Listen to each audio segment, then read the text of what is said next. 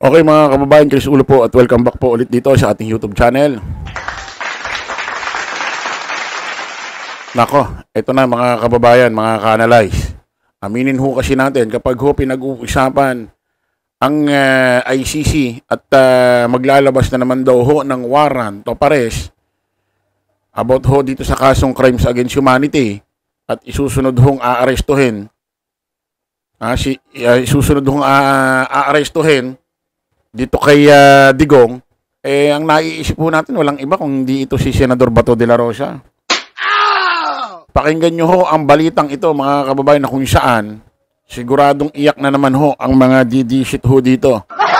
At siguradong pag napanood, napakinggan ho ni Senador Bato de la Rosa ang balitang ito. Nako, siguradong matataranta na ito. Kakabahan, matatakot na ito. Kasi ganun ho yung sinabi ni Digong dati. Ito raw ho si Bato de la Rosa, kapag pinag-uusapan ho ang ICC, natatakot, kinakabahan.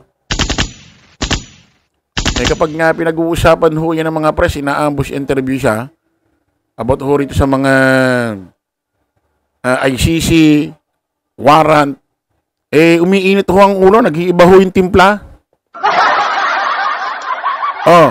Naalala nyo minsan yung may press ko ni pinagsisigawan niya ho si dating Senador Antonio Trillanes na, Mr. Trillanes, make my day. Nak-nak ka lang, nak-nak. Sige, pag dumating yung warrant, arestuhin mo ko, ikaw pa magposa sa akin.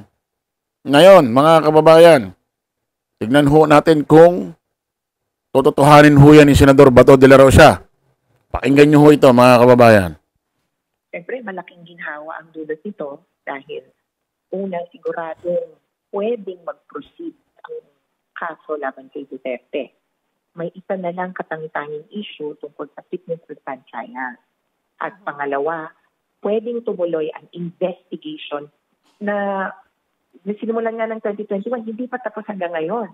At dito, posibleng magtukoy pa ng ibang responsable, yung mga co-perpetrator ni Duterte, katulad ni, posible Senator Bato de la Rosa.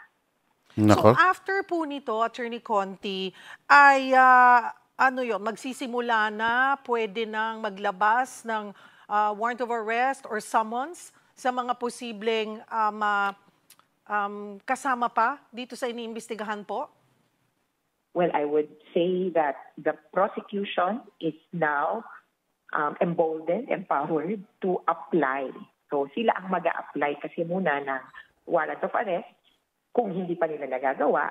At itong korte ay may laya ngayon na pagpasyahan kung i-grant yung warrant of arrest na additional pa.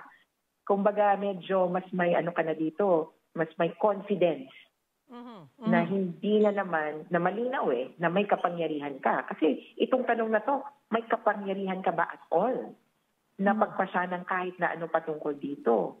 At kung ikaw ang korte na laging kini-question ang kapangyarihan o otoridad, di lagi kang patumpik-tumpik. Dito, may certainty at may confidence na dapat ang korte.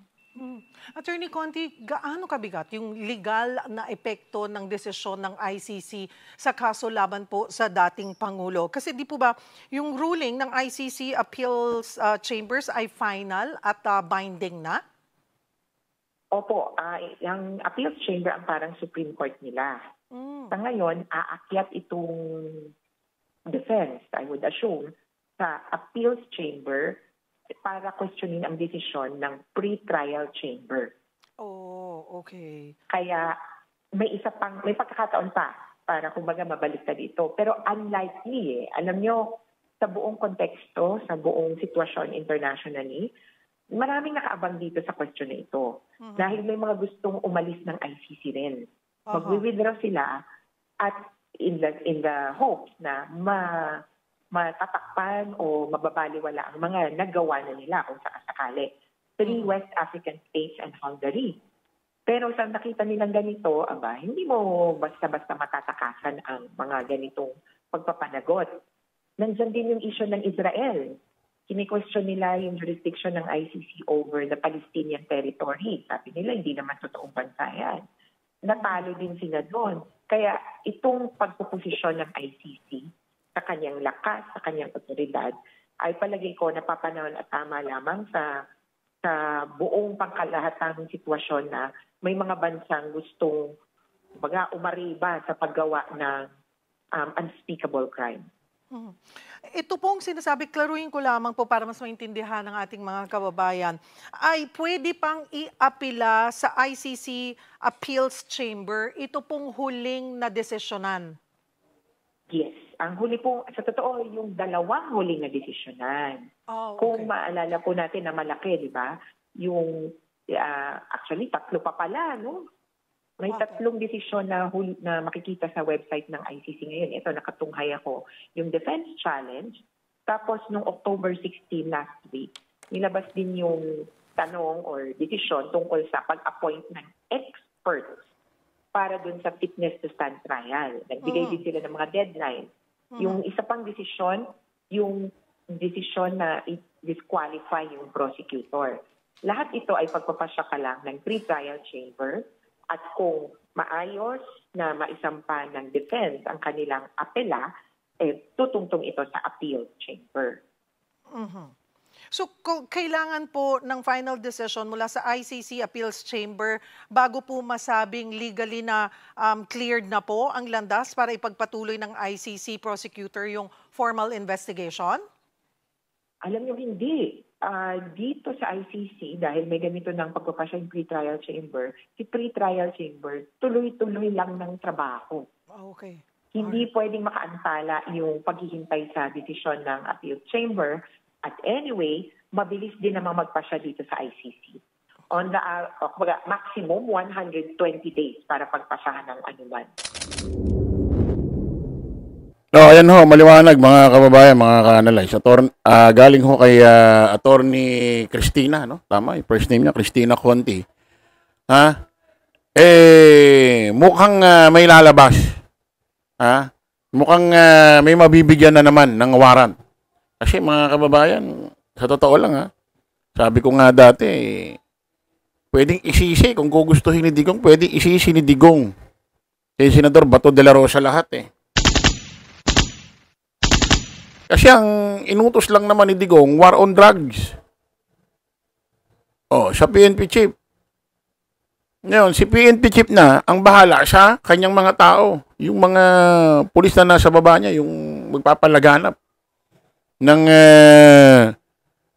war on drugs. Kumbaga, nasa kanya na yan kung magkakabulilyaso at magkakaroon ho ng extrajudicial killing. Kaya kaya kapag may issue nga ilalabas na at palabas na yung warrant, naiisip talaga natin si Bato de la Rosa ang kasunod.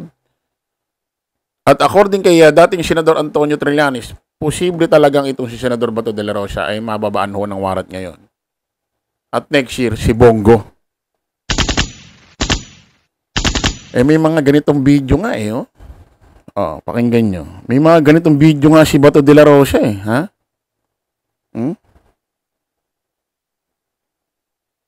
Pakinggan nyo ito, Kilalaman siguro ninyo kung sino mga drug lord dito. Ano, gusto nyo patayin? Gusto nyo patayin? Patayin nyo.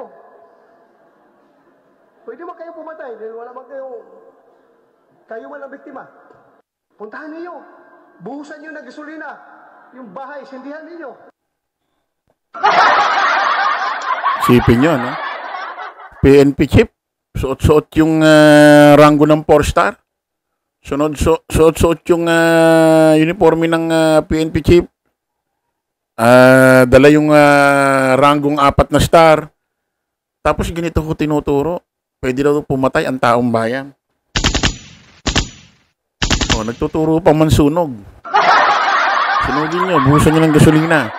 At may inamin pa si Senador Bato de la Rosa rito, nung PNP chief siya, Pakinggan natin. It is just unfortunate that in this war, lives will be lost. Lives will be lost because war on drugs is very dirty. Lives will...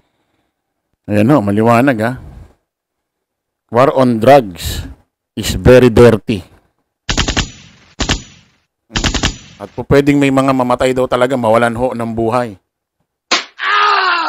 Oh, so yung video pala na yan, talagang sabihin, alam niya ang mga nangyayari, ano?